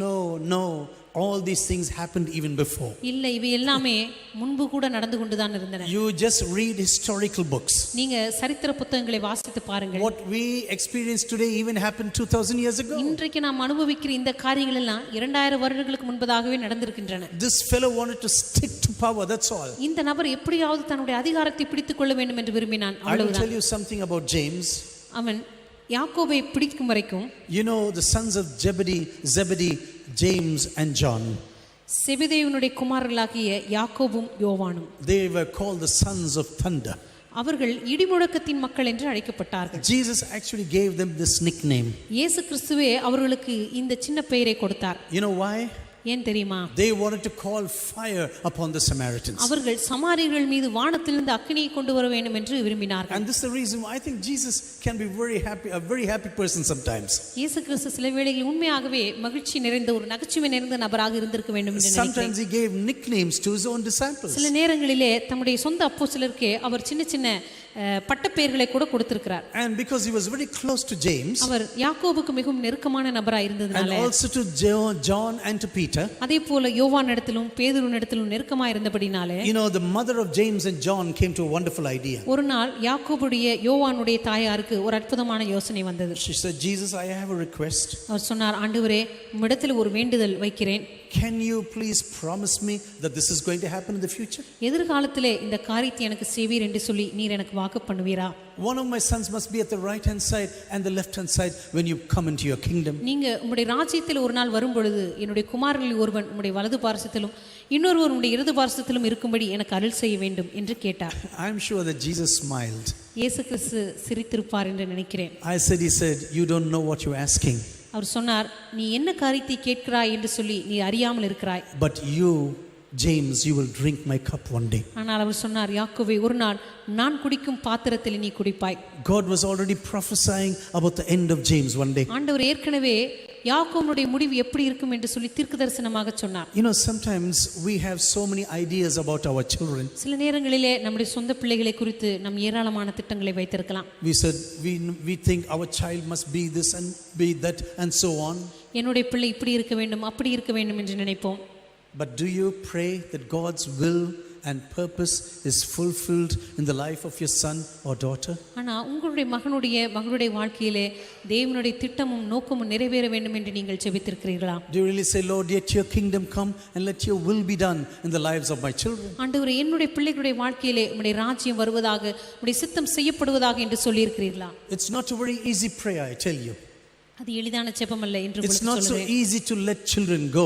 சாதாரணமாக நம்முடைய பிள்ளைகளை விட்டு போவது அல்லது அவர்கள் அனுப்பி விடுவது சாதாரணமான காரியம் அல்ல. But do you know God has a purpose and a plan even for your children? ஆனா கர்த்தர் நிச்சயமாகவே உங்களுடைய பிள்ளைகளுக்காகவும் ஒரு திட்டத்தையும் நோக்கத்தையும் Very வைத்திருக்கிறார். often we have our own plans and say, Lord, bless this plan right now. அநேக நேரங்களிலே நாம் ஒரு சொந்த திட்டத்தை வைத்துக்கொண்டு ஆண்டவரே இதை ஆசீர்வதியும் என்று கேட்போம். No, God says, I have a plan for your children. ஆனா ஆண்டவர் சொல்வார், உன்னுடைய பிள்ளைகளுக்காக நான் ஒரு திட்டத்தை வைத்திருக்கிறேன்.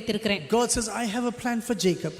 ஆண்டவர் சொன்னார், James. யாக்கோபுக்காக நான் ஒரு திட்டத்தை வைத்திருக்கிறேன். And this is surely going to be fulfilled one day. நிச்சயமாகவே ஒரு நாள் உடைய வாழ்க்கையிலே நிறைவேறும். And this is what happened in the prison at that time. இதுதான் அந்த நாளிலே சிறைச்சாலையிலே நிறைவேறியது. You know, when God went to the Mount of Transfiguration, கர்த்தர் அந்த நாளிலே மறுரூப மலைக்கு சென்ற பொழுது this man went along with Jesus. இந்த யாக்கோவும் இயேசுவோடு கூட கடந்து சென்றான். He belonged to the innermost circle of Jesus. இயேசு கிறிஸ்துவுக்கு மிக நெருங்கிய வட்டத்திற்கு உள்ளானவன் இந்த It was யாக்கோபு. always James, John and Peter. எப்பொழுதுமே பேதுரு, யாக்கோபு, யோவான் என்று நீங்க பார்க்கலாம். And now two of the people who are belonging to the innermost circle of Jesus இப்பொழுது இயேசு கிறிஸ்துவுக்கு மிக நெருங்கிய வட்டத்தில் இருந்த இரண்டு பேர் are there in the biggest trouble. அவர்களுடைய வாழ்க்கையிலே மிகப்பெரிய பிரச்சனையிலே இருக்கிறார்கள். Do you understand the ways of God? ஆண்டவருடைய வழிகள் உங்களுக்கு புரிகிறதா? Do you understand the wisdom of God?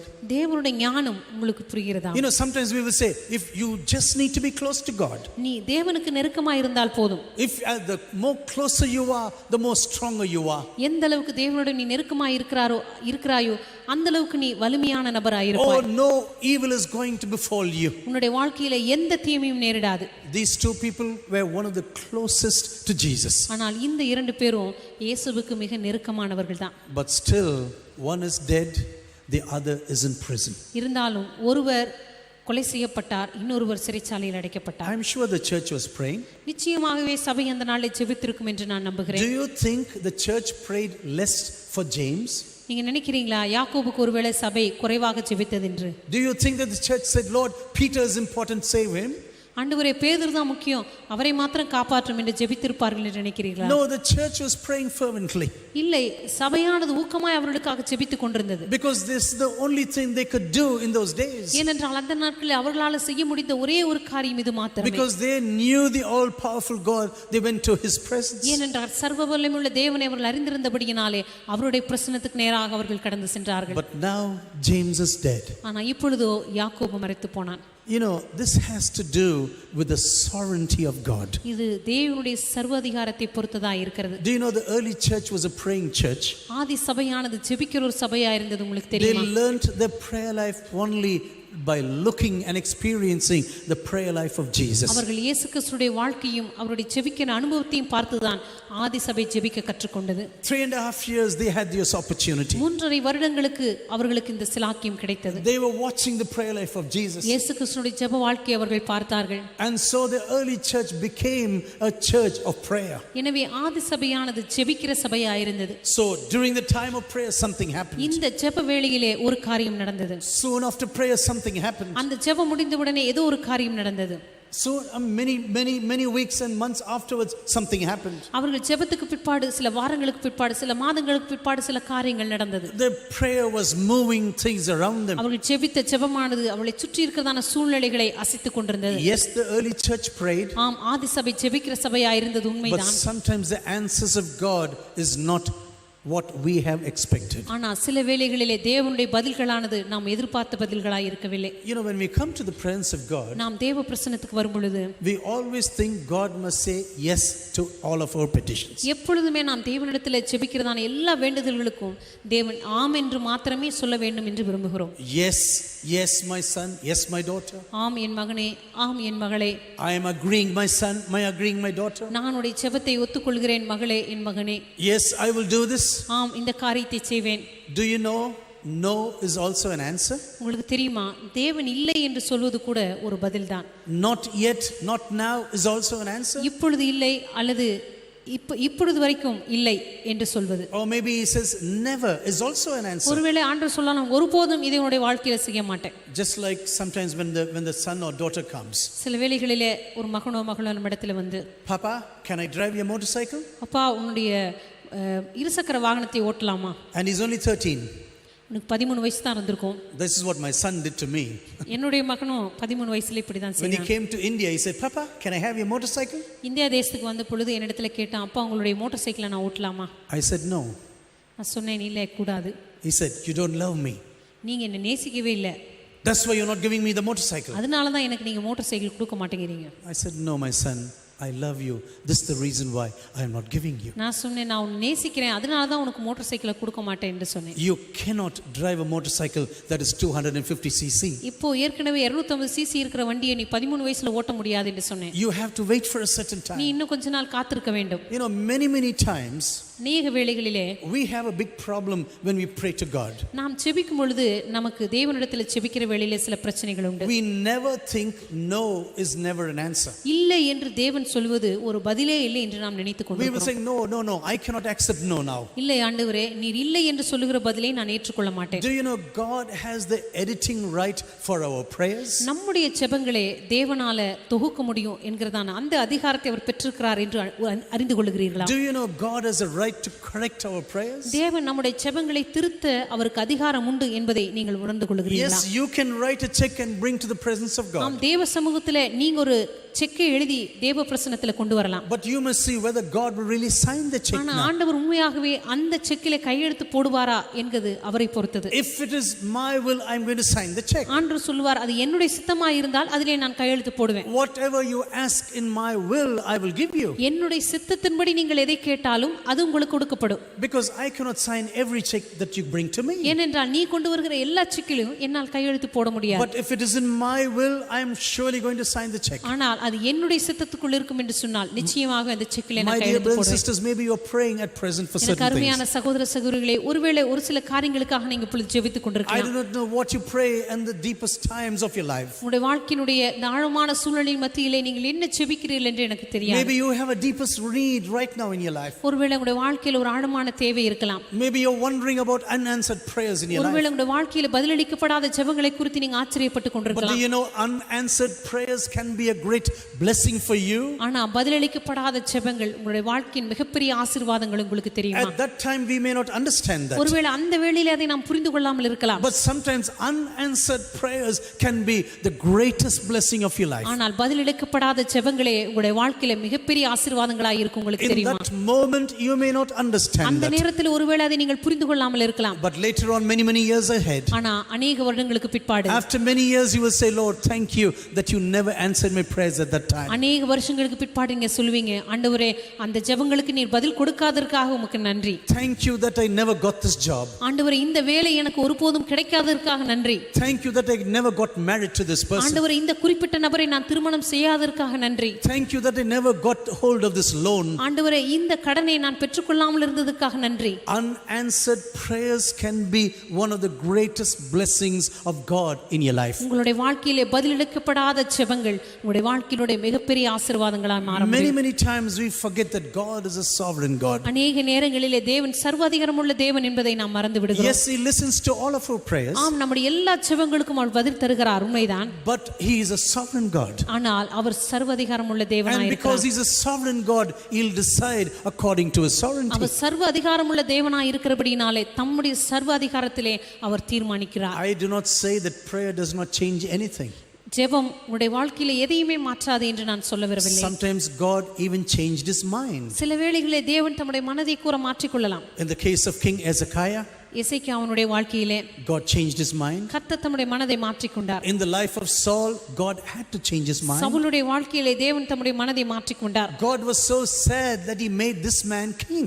கர்த்தர் இந்த மனுஷனை ராஜாவாக தெரிந்து கொண்டதற்காக அவர் மிகவும் Your மனஸ்தாபப்பட்டார். generation would have endured forever. உன்னுடைய தலைமுறை என்றென்றைக்கும் நிலைத்திருந்திருக்கும். But now I am changing my mind. ஆனா இப்பொழுதோ நான் என்னுடைய மனதை Because மாற்றிக்கொண்டேன். I have found a man after my own heart. ஏனென்றால் என்னுடைய இருதயத்துக்கு ஏற்ற ஒரு மனிதனை நான் தெரிந்து கொண்டபடினாலே. You discarded my word and so I am discarding you. நீ என்னுடைய வார்த்தையை புறக்கணித்தபடினாலே நானும் உன்னை புறக்கணிக்கிறேன். Because you disobeyed my word, I am just going to throw you out. நீ என்னுடைய வார்த்தைக்கு கீழ்ப்படியாமல் இருந்தபடினாலே நானும் உன்னை தள்ளி போடுகிறேன். Or even in the case of Nineveh, God changed his mind. Nineveh பட்டணத்தினர் கூட தேவன் தம்முடைய மனதை மாற்றிக்கொண்டார். Yes, he wanted to destroy this city. அந்த பட்டணத்தை அவர் அழிக்க வேண்டும் என்று தான் விரும்பினார். Because of true repentance, everything started to change ஆனால் again. உண்மையான மனம் திரும்புதலினாலே தேவன் எல்லாவற்றையும் அங்கே மாற்றினார். Prayer means knowing the will of God. ஜெபம் என்று சொன்னால் அது தேவனுடைய சித்தத்தை அறிந்து கொள்வது. So if you're going to pray in the coming days, வருகிற நாட்களில் நீங்கள் ஜெபிப்பீர்கள் என்று சொன்னால் you must ask Lord, what is your will for my life? ஆண்டவரே என்னுடைய வாழ்க்கைக்கான உம்முடைய சித்தம் என்ன? What is your will for my family? ஆண்டவரே என்னுடைய குடும்பத்திற்கான உம்முடைய சித்தம் என்ன? What is your will for our ministry? ஆண்டவரே என்னுடைய ஊழியத்திற்கான உம்முடைய சித்தம் என்ன? How are you going to lead me? ஆண்டவரே எதிர்காலத்தில் நீர் என்னை எப்படி நடத்த போகிறேன்? What is the purpose of my life in this world? ஆண்டவரே இந்த உலகத்தில் என்னுடைய வாழ்க்கையின் நோக்கம் என்ன? Lord, what is the aim of my life? ஆண்டவரே என்னுடைய வாழ்க்கையினுடைய லட்சியம் என்ன? I want you to reveal all those secrets to me. ஆண்டவரே இந்த ரகசியங்கள் எல்லாவற்றையும் நீர் எனக்கு வெளிப்படுத்த வேண்டும் என்று நான் விரும்புகிறேன். You know, James is dead already. இப்பொழுது யாக்கோபு ஏற்கனவே மரித்து போனான். Now Peter is still there in the prison. பேதுரு இன்னும் சிறைச்சாலையில் இருக்கிறான். Do you know why he is not beheaded now? அந்த நாளிலே அவன் ஏன் சிறைச்சேதம் பண்ணப்படவில்லை தெரியுமா? It is festivity time, Passover time. புளிப்பில்லாத அப்ப பண்டிகை நாளாய் இருந்தது. You know, during the festivities of the Jews, இந்த யூதர்களுடைய பண்டிகை நாட்களிலே no one must be punished. சாதாரணமாக எந்த ஒரு நபரும் தண்டிக்கப்படக்கூடாது. And this is the reason why Peter is still surviving in the prison. இந்த காரணத்தினால் தான் அந்த நாளிலே பேதுரு உயிரோடு காக்கப்பட்டான். You know, when you listen to these words, இந்த வார்த்தைகளை நீங்க கேட்கும் பொழுது if you're well versed with the word of God, நீங்க தேவனுடைய வார்த்தையை நன்றாய் அறிந்திருக்கிற ஒரு நபராய் இருந்தால் immediately one question must come up in your mind. உடனடியாக ஒரு கேள்வி உங்களுடைய மனதுக்கு வந்திருக்க வேண்டும். So why was Jesus crucified on Passover day? ஆனா இயேசு கிறிஸ்து ஏன் இந்த புளிப்பில்லாத அப்ப பண்டிகை நாட்களிலே, பஸ்கா பண்டிகை நாட்களிலே அவர் தண்டிக்கப்பட்டார்? Why was he killed on that day? ஏன் அந்த நாட்களிலே அவர் கொலை செய்யப்பட்டார்? When you read about the trial and the crucifixion of Jesus, இயேசு கிறிஸ்துவுடைய அந்த நீதி விசாரணையும் அவர் தண்டிக்கப்பட்ட விதத்தையும் நீங்க வாசித்து பார்த்தால், it was the most unjust trial that a man can ever see. உலகத்திலே எந்த மனுஷனும் பார்த்திராத ஒரு அநீதி நிறைந்த ஒரு நீதி விசாரணை தண்டனை என்று நம்மால் சொல்ல Do you know முடியும். what Pilate said? அந்த நாளை பிலாத் என்ன சொன்னான் தெரியுமா? In this man I find nothing wrong. இந்த மனுஷனிடத்திலே எந்த குற்றத்தையும் நான் பார்க்கவில்லை. But then he was crucified. ஆனா அதற்கு பிற்பாடு இயேசு சிலுவையில் அறையப்பட்டார். And on the cross, this man, this centurion said like this. சிலுவையிலே அவர் மரித்த பொழுது நூற்றுக்கு அதிபதி அவரை பார்த்து, Oh, he is surely the Son of God. அவர் நிச்சயமாகவே நீதிபரனாயிருந்தார், தேவகுமாரனாயிருந்தார். He was a holy person. அவர் ஒரு பரிசுத்த நபராயிருந்தார். Everyone who met Jesus said there's nothing wrong with him. இயேசுவை சந்தித்து எல்லோருமே சொன்னார்கள் அவரிடத்தில் எந்த குற்றமும் இல்லை. Just imagine you are going to a court ஒருவேளை நீங்க ஒரு நீதிமன்றத்துக்கு போகிறீர்கள் என்று வைத்துக் and கொள்ளுங்கள். the judge says you are totally innocent. அதுக்கப்புறம் நீதிபதி சொல்லுகிறார் உங்களிடத்தில் எந்த குற்றமும் இல்லை, I find nothing wrong with this man. இந்த மனுஷனிடத்தில் எந்த குற்றமும் இல்லை. But now go and execute him. இந்த மனுஷனை போய் தலையை வெட்டி போடுங்கள். Will anyone take this today? இப்படி ஒரு தீர்ப்பு கொடுத்தா யாராவது ஏற்றுக்கொள்வார்களா? You know, we will say this judge is really mad. இந்த நீதிபதி உண்மையாகவே ஒரு பைத்தியக்காரன் என்று சொல்லுவோம். This is what we will say. இதைத்தான் நாம் சொல்லுவோம். But this is what happened in the life of Jesus. ஆனா இதுதான் இயேசு கிறிஸ்துவுக்கு நடந்தது. You know, this is Passover time. Peter is still waiting. அது பஸ்கா பண்டிகை நாட்களா இருந்தது. பேதுரு இன்னும் உயிரோடு இருக்கிறான். You know, for the gospel to spread all across the nations, சுவிசேஷமானது உலகமெங்கிலும் பரவும்படியாக, first of all, it spreads through this preaching of the word of God. முதலாவது தேவனுடைய வார்த்தையின் பிரசங்கத்தினாலே அது பரப்பப்பட்டது.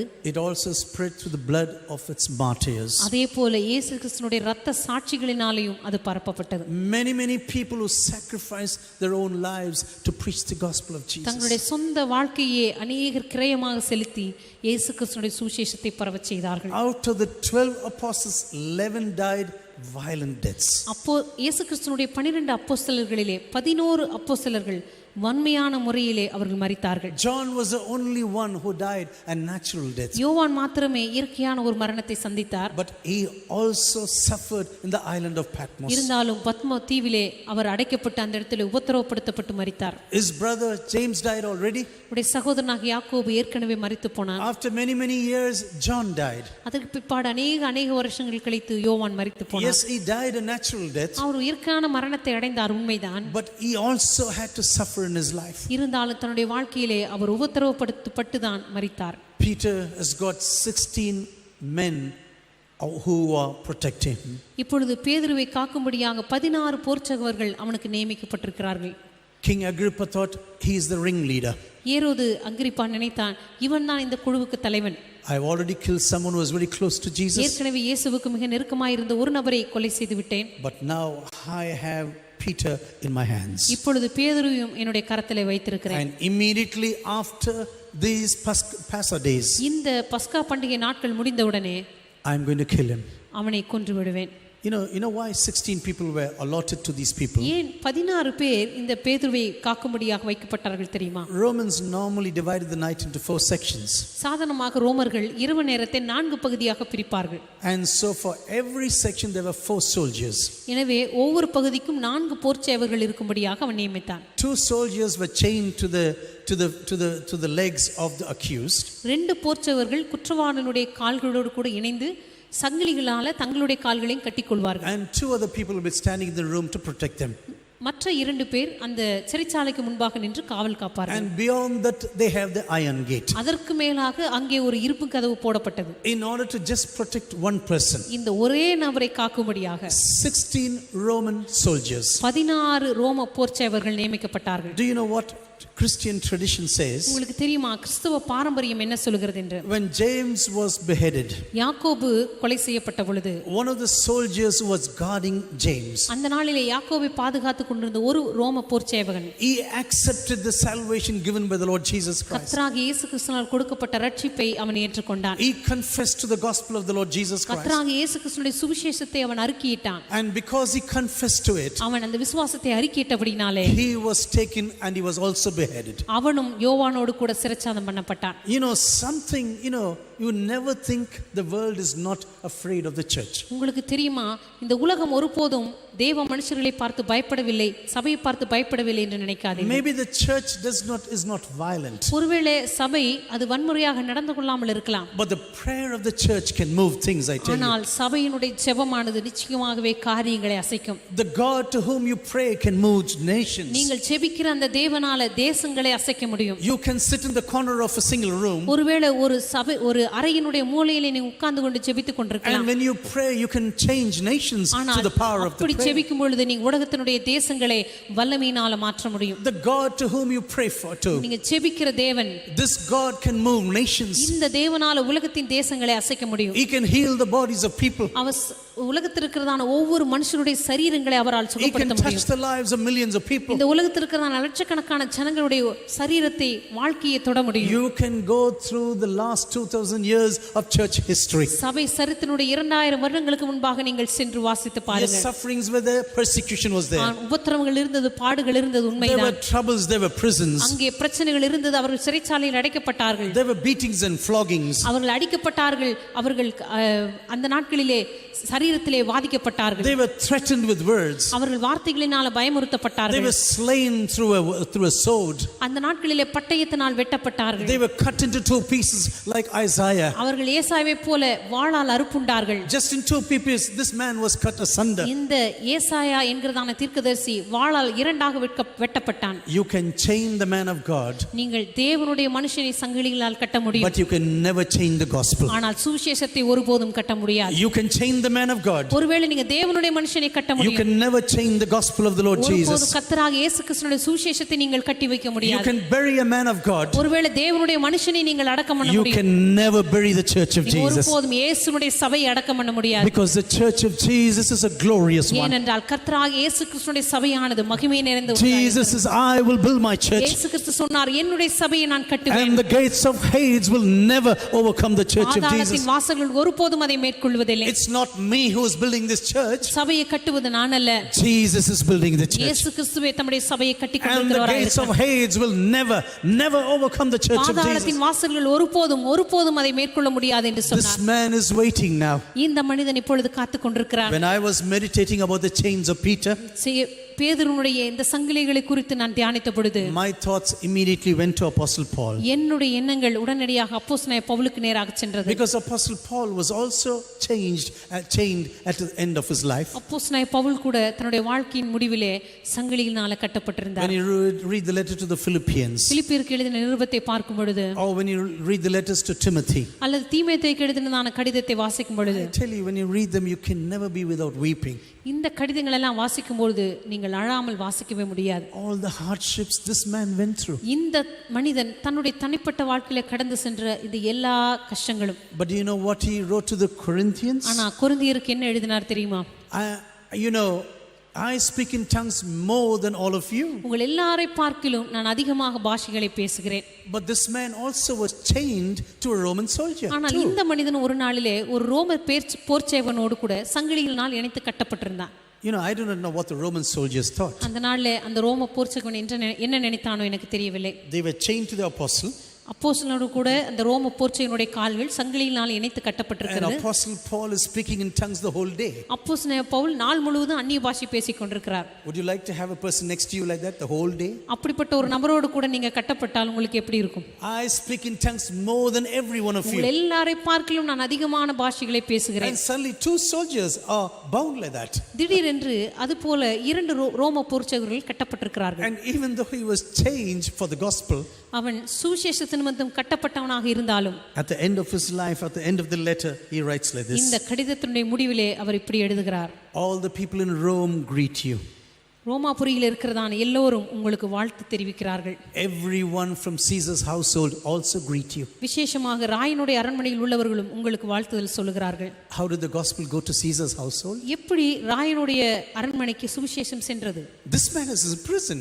இந்த நபர் சிறைச்சாலையில் இருக்கிறார். This man is being persecuted. இந்த மனிதன் சிறைச்சாலையிலே கட்டப்பட்டிருக்கிறார். How did the gospel go into the palace now? எப்படி சுவிசேஷம் ராயனுடைய அரண்மனைக்கு போனது? You know, I think this man was praying the whole night. இந்த நபர் இரவு முழுவதும் ஜெபித்திருப்பார் என்று And நினைக்கிறேன். he is now chained to two soldiers. இப்பொழுது இரண்டு ரோம போர்ச்சேவர்களோடு கட்டப்பட்டிருக்கிறார். And I think for these Roman soldiers, this must have been the greatest punishment. இந்த ரோம போர்ச்சேவர்களுக்கு இதுதான் மிகப்பெரிய தண்டனையா இருந்திருக்க வேண்டும் என்று Being நினைக்கிறேன். chained to a praying apostle. ஜெபிக்கிற ஒரு அப்போஸ்தலனோடு கூட கட்டப்படுகிற ஒரு சூழ்நிலை. I personally believe the prayer of this man began to change all the soldiers now. இந்த அப்போஸ்தலனுடைய ஜெபமானது அங்க இருக்கதான ஒவ்வொரு ரோம போர்ச்சேவனை மாற்ற ஆரம்பித்தது என்று And the நினைக்கிறேன். gospel began to creep into the palace now. சுவிசேஷமானது ராயனுடைய அரண்மனைக்குள்ளாக நுழைந்தது. Our God is an all powerful God. நம்முடைய தேவன் சர்வ வல்லமையுள்ள Can we all raise our hands and say hallelujah? எல்லாரும் நம்முடைய கரங்களை உயர்த்தி அல்லேலூயா Our என்று God is an சொல்லலாம். all powerful God. நம்முடைய தேவன் சர்வ வல்லமையுள்ள தேவனாய் Our இருக்கிறார். God is a God of signs and நம்முடைய wonders. தேவன் அற்புதங்களின் அடையாளங்களின் தேவனாய் He இருக்கிறார். can do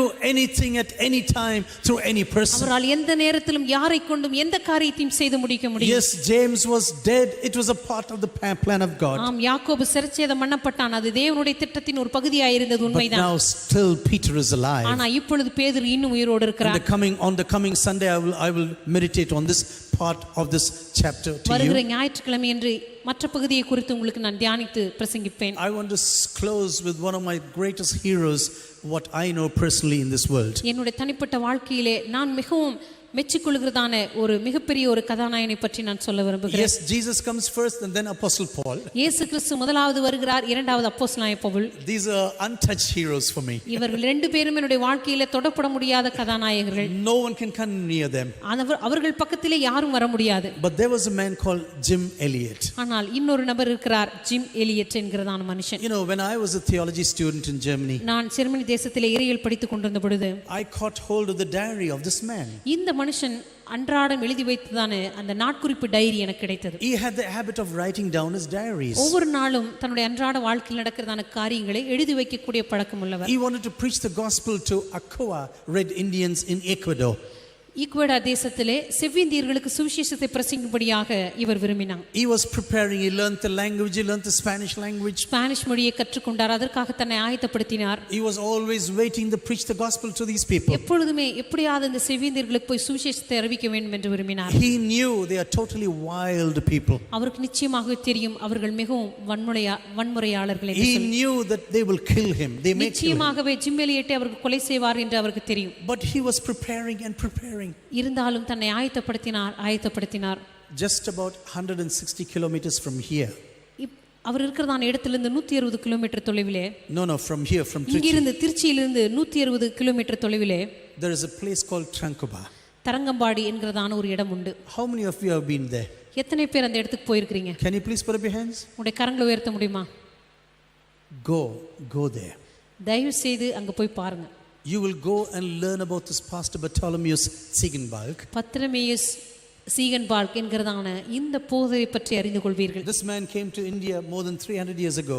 300 வருடங்களுக்கு முன்பாக இந்த மனிதன் இந்திய தேசத்துக்கு வந்தார். He landed somewhere in Tranquba. தரங்கம்பாடியில் ஏதோ ஒரு இடத்திலே பாஷையை கற்றுக்கொண்டார். And he started to build ministry there. அந்த இடத்திலே ஊழியத்தை கட்டத் துவங்கினார். Do you know he translated the Tamil Bible? Tamil வேதாகமத்தை அவர்தான் மொழிபெயர்த்தார். உங்களுக்கு தெரியுமா? He was a German. அவர் ஒரு ஜெர்மன்காரர். You know, today I listened to the words of our honorable Prime Minister. இன்றைக்கு நம்முடைய மாண்புமிகு பிரதம மந்திரியினுடைய வார்த்தைகளை இந்த நாளிலே நான் கேட்டுக்கொண்டிருந்தேன். Someone asked him, what do you regret the most?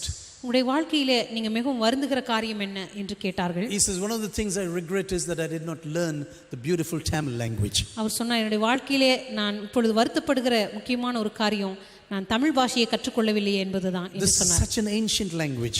மிகவும் பாரம்பரியமான ஒரு அழகான மொழி. You know, some years ago they found Tamil words in Russia.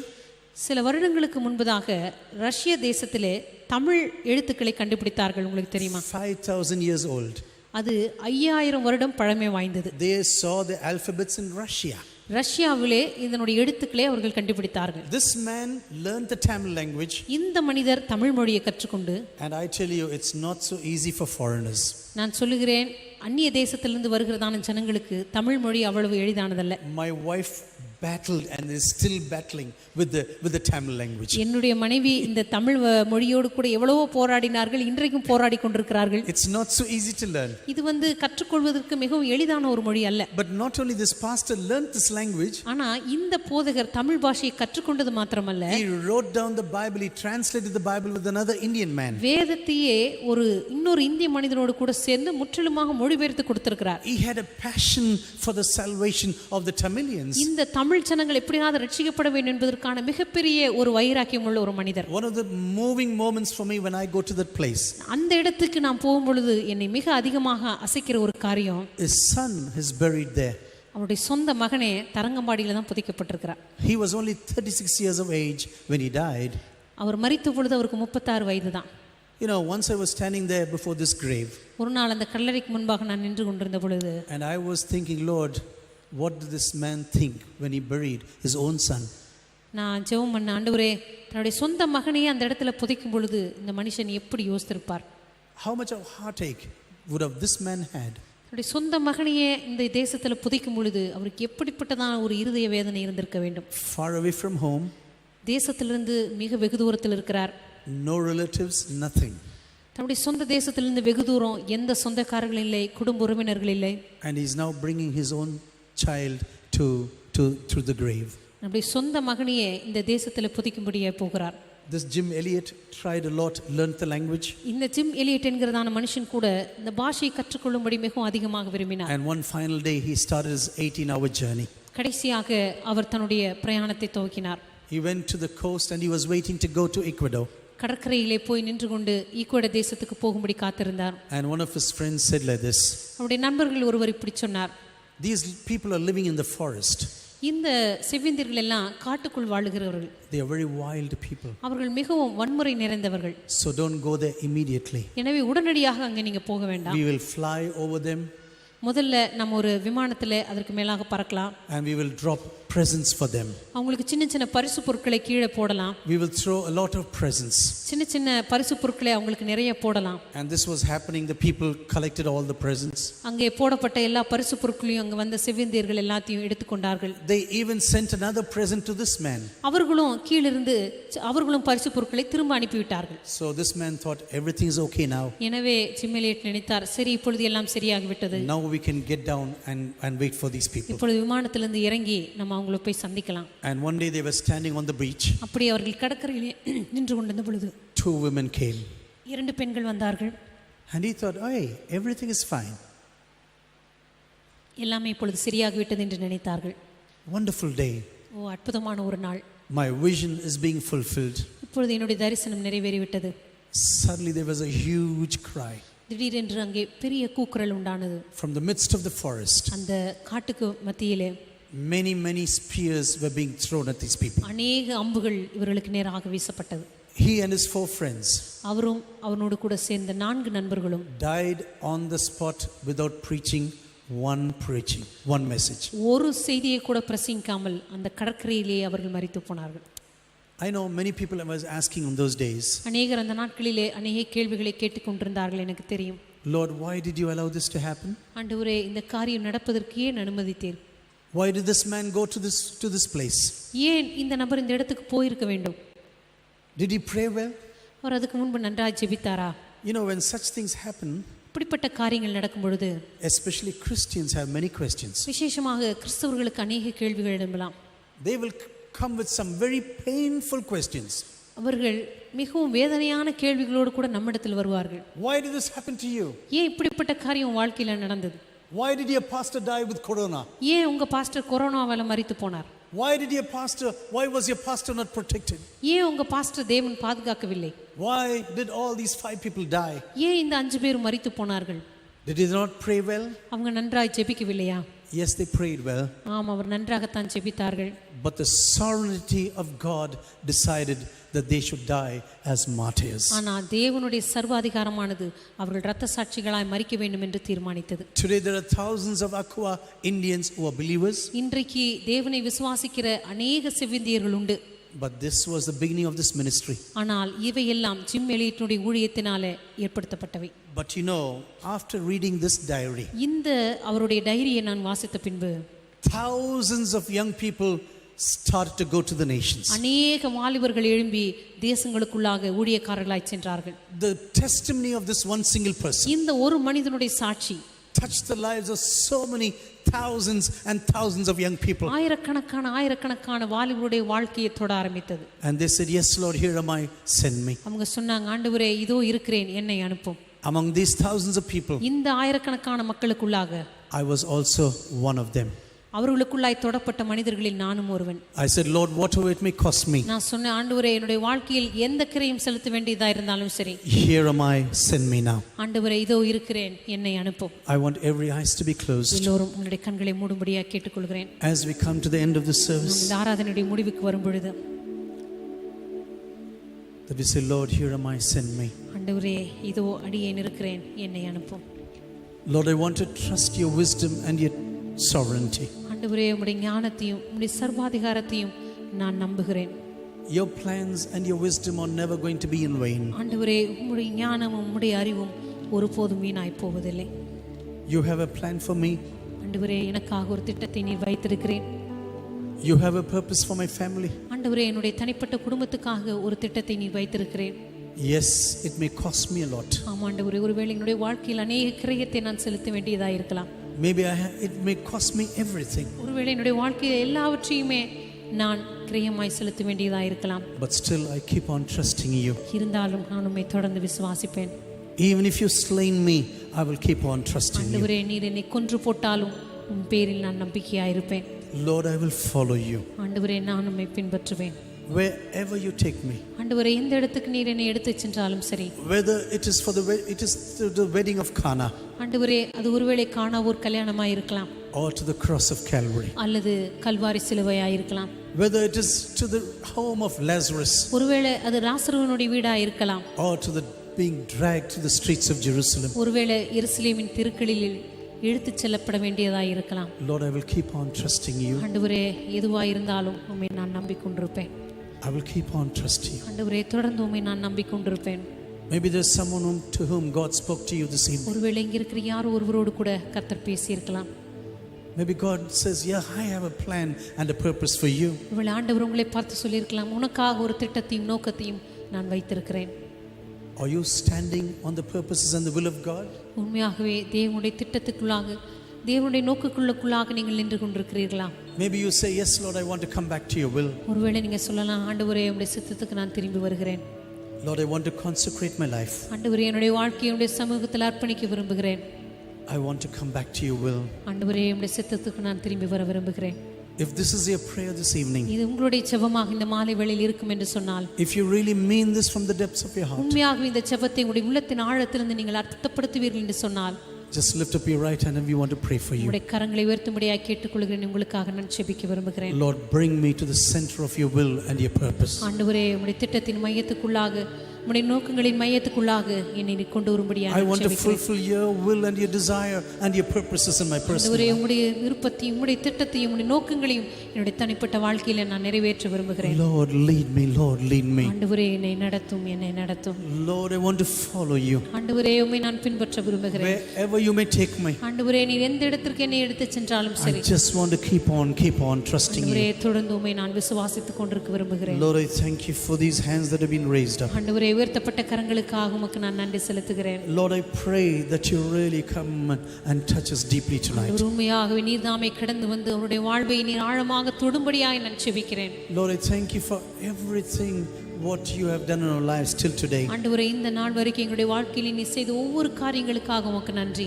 Lord, I thank you that you have a will and a purpose and a plan for me. ஆண்டவரே எனக்காக நீர் ஒரு திட்டத்தையும் நோக்கத்தையும் வைத்திருக்கிறதுக்காக நன்றி. Lord, I thank you that you have a will and a purpose for my family. ஆண்டவரே என்னுடைய குடும்பத்துக்காக ஒரு சித்தத்தையும் நோக்கத்தையும் வைத்திருக்கிறதுக்காக நன்றி.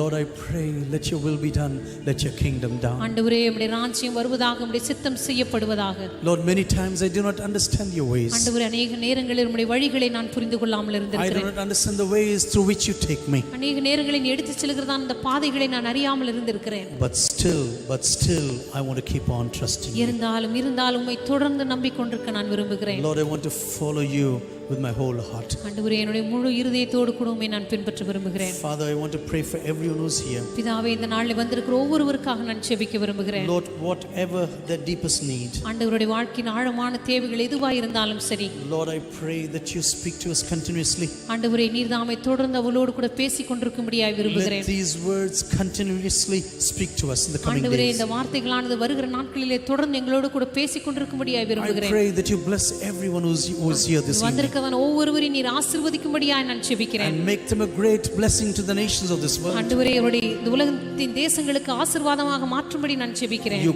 called us with a purpose. ஆண்டவரே, ஒரு நோக்கத்தோடு கூட நீர் எங்களை அழைத்திருக்கிறேன். Let your will be done, let your kingdom come. ஆண்டவரே, உம்முடைய ராஜ்யம் வருவதாக, உம்முடைய சித்தம் செய்யப்படுவதாக.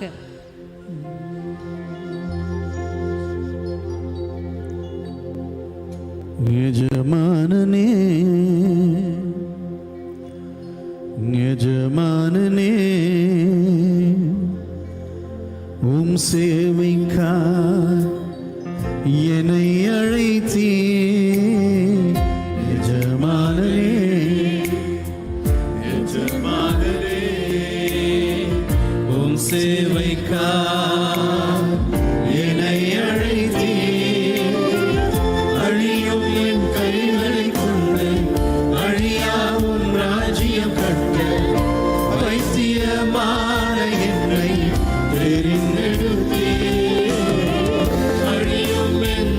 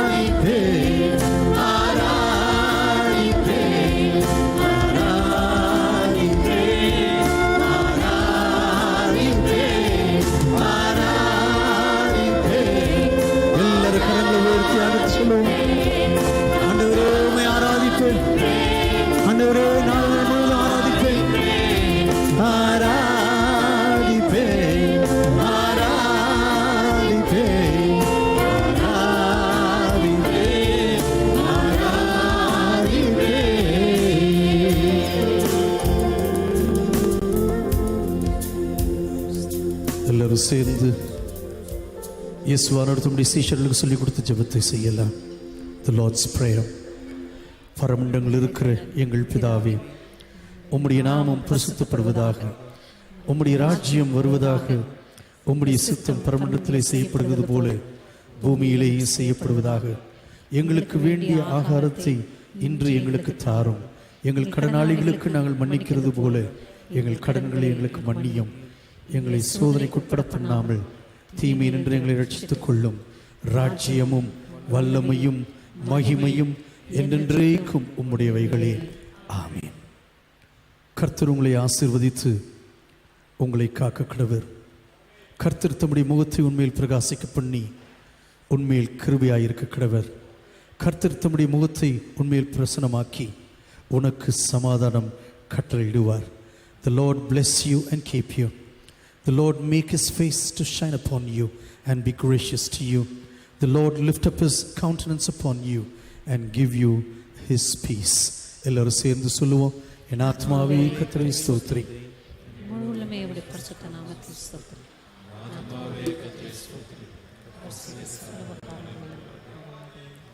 ஆமென். ஆமென். God bless you. ஆண்டவர் உங்களை ஆசீர்வதிக்கட்டும். எல்லாரும் வெளியே போகும்பொழுதும் தயவு செய்து அதிசயமாய் தாங்கும் தேவ பிரசன்னம்